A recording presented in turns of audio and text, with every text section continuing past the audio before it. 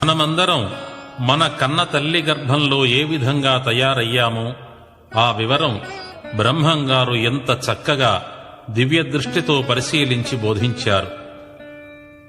శుక్ల శోణితముల రూపంలో ఉన్న ఇంద్రియ కణములు తల్లి గర్భాన ప్రవేశించిన తరువాత 5 రోజుల వరకు నీటిపైని బుడగ రూపంలో గోళీకాయ ఆకారంగా ఉంటుంది.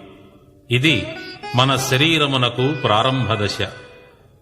15 రోజులకు ఖర్జూరకాయ వలె కొంచెం పెద్దదిగా తయారవుతుంది, గట్టిపడుతుంది. ఆ సమయాన చిన్న తోక వలె ఒక భాగం పెరుగుతుంది. 1 నెల రోజులు పూర్తి అయ్యే నాటికి తోకవలే పెరిగిన భాగము గట్టిపడి వెన్నుపూస వలె మార్పు చెందుతుంది, శిరస్సు తయారవుతుంది. ఇదే సమయాన మాయ అను పలచని సంచి ఒకటి